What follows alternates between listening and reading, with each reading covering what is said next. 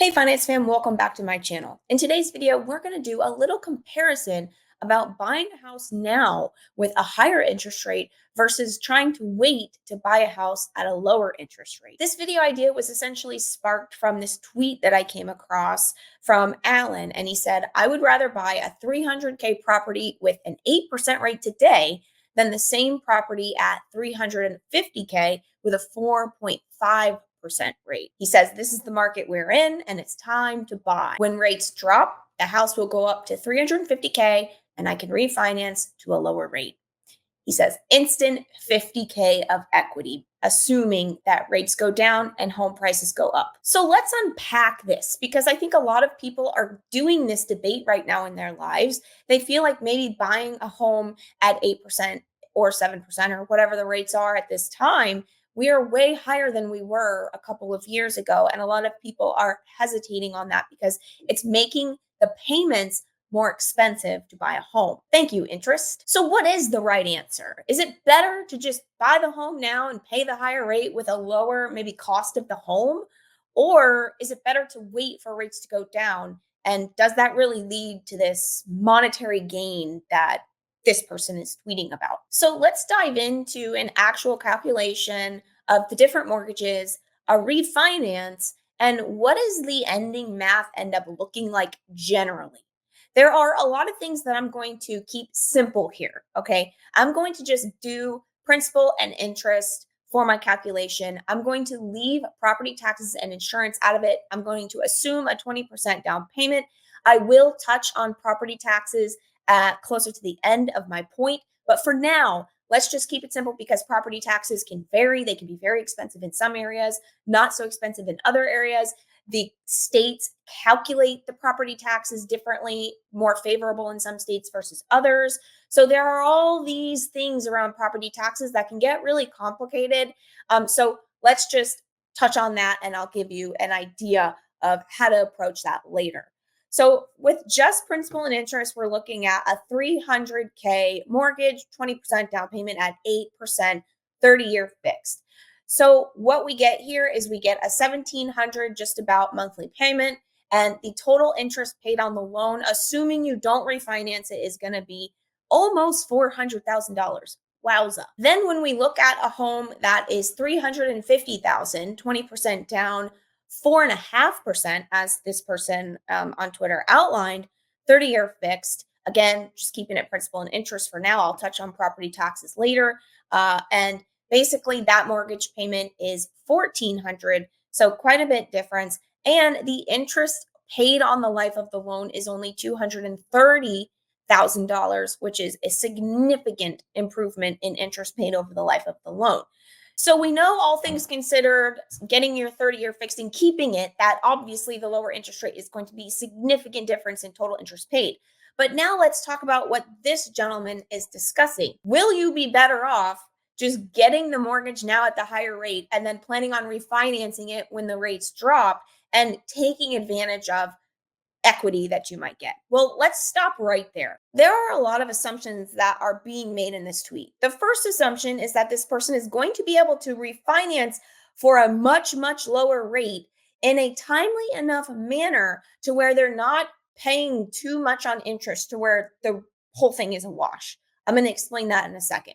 So that's the first assumption. Hell, maybe rates do go down by half in a matter of a year or two. Maybe not. It's definitely something that nobody really knows for sure how that cookie is going to crumble. The second major assumption that this person is making is that just because rates drop, housing prices are going to go up significantly and appreciate.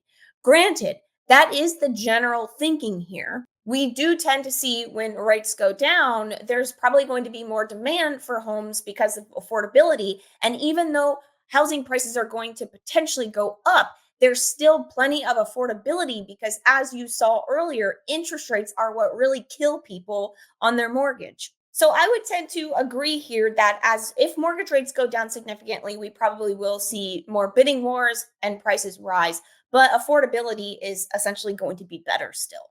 So those are the two major assumptions that are being made here. So now let's get into the math behind what a refinance would look like and how that would change the numbers. Because as Alan is saying, that the idea is buy at the higher interest rate, just refinance it, you'll be fine and you'll have equity in your home. Let's look at the actual costs when it comes down to the interest, the refinancing costs. So I used this refinance calculator, and yes, I did double check these numbers on my actual financial calculator here, did an amortization schedule on this to double check that this was correct. This is one of the more accurate ones that I've seen in terms of websites. So basically, the old loan, I have it here, and the new loan, I ended up basically putting in the information to figure out what that payment and what the interest paid over the life of the loan is going to look like on a refinance. The way that I played this is on a $300,000 loan that is basically the one that he's buying at the higher rate and he's refinancing this. Let's assume 2 years go by and he finally can get that 4.5% rate to refinance his loan. In the first year, he pays $19,127 of interest. That is a cost. In year two, he pays $18,961 of interest. Again, that is a cost because interest is front loaded on a mortgage. Don't forget that. You really don't start paying into that principal deeply until the end of the mortgage. So let's assume in the first 2 years, he's kind of having to deal with this mortgage at 8%, paying it, paying all that interest. And at the end of year two, he's able to refinance because rates finally get to the 4.5% range. So that's what we're using here. I used the ending loan balance in year two of 235,000 and just basically put it in here in the refinance calculator. So put the remaining balance, monthly payment, what his interest rate was, and then the new loan is going to be 30-year. Most people, when they refinance into another 30-year loan, interest rate of 4.5%. And then I did a 2% cost for the refinance because refinance is not free, right? There is a cost to it. Some people roll it into the loan. Some people pay the cost from out of pocket. Let's just assume they're paying the cost out of pocket. And keep in mind, refinance costs can be a lot more than this. I'm just being friendly and doing the 2% here. Let's assume no cash out. That leaves us to an interest balance of 194,000 over the life of the loan. A lot better than where we were before, right? Before, if we didn't refinance this loan, we were looking at 393,000 of interest on the life of the loan. Not good. Now we've cut this significantly down. So that is the power of interest rates. Okay, so we know that on the 8% loan, we're refinancing it at the end of year two. We know that that's going to lead us to a much lower interest amount paid out over the life of the loan. But let's dive into what the cost of all of this actually is. So here are the numbers when we look at the $300,000 loan at 8% being refinanced at the end of year two, okay? Being refinanced into 4.5%. Well, like I pointed out earlier, those first 2 years of mortgage payments are going to include a boatload of interest. So $38,000 of interest to be exact in those first 2 years, that needs to be considered an expense that you've paid on that house. Then you had that 2% of the loan price that's being refinanced as a refinance cost, right? So closing costs, other origination fees, et cetera, et cetera.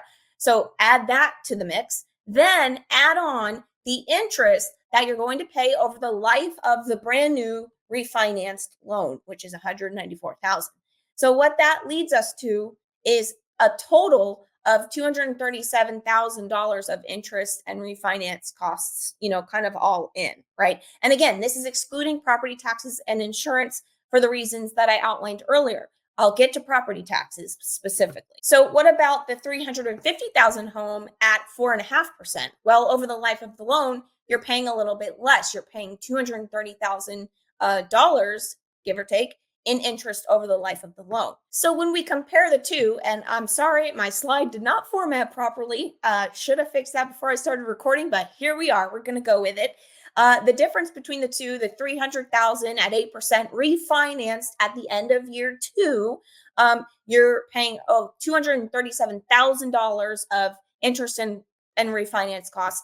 And then if you just waiting and getting that lower rate at a higher cost of 350,000, you actually end up paying a little bit less. So honestly, after we take into account property taxes and how that extra $50,000 in value can end up affecting your property taxes, I just did a 1% average. The average in the US is 1.1%. I just did it a straight 1%.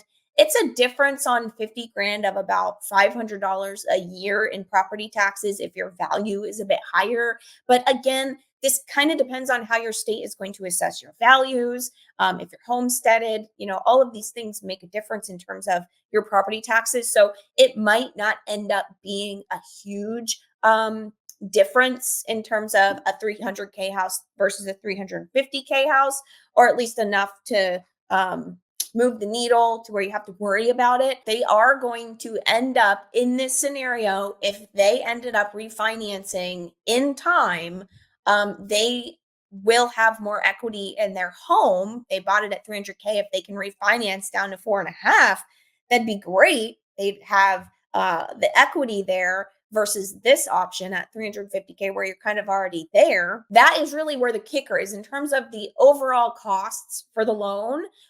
They kind of are going to be similar or not as big of a difference when you consider property taxes for additional value here. But it is the equity that is going to end up helping you in this situation. That would be the stars aligning, right? To only pay 300K and then be able to refinance an 8% at 4.5 in a decent amount of time, where you're getting that low cost basis as prices rise, as rates go down.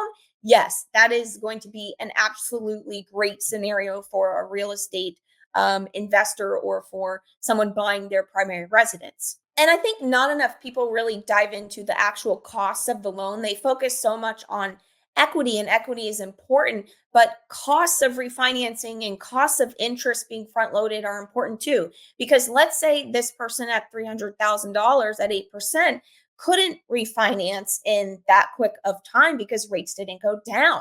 Well, that means that they're stuck with the higher interest rate, paying more and more interest, which could start eating into equity over time, meaning, the costs of the loan over the life of the loan end up going up because they weren't able to refinance. So that is something that you have to consider. To kind of drive home that point, in this example, we're assuming that this person could refinance at the end of year two at a 4.5% rate, which is about half of what they are paying.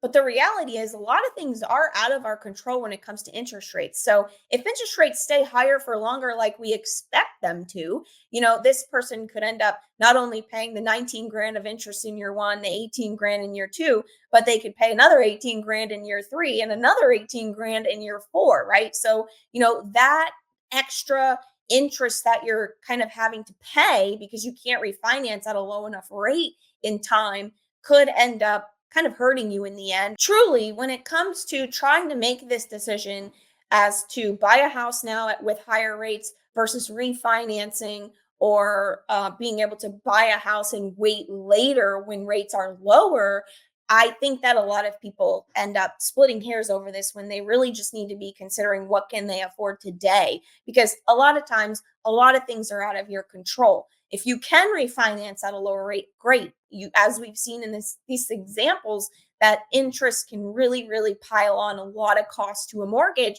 and that eats into your returns over time. Don't forget that. And that eats into your equity, right? Because you love the equity, but costs eat into returns, aka eat into that equity. So keep that in mind. Just consider what can you afford, and if the stars align later, it's just an added bonus. All right, finance fam, if you found this video helpful, please hit the like button. Give me a comment below. Let me know what you think or what you've learned or what you'd like to hear more about, and I'll see you next time.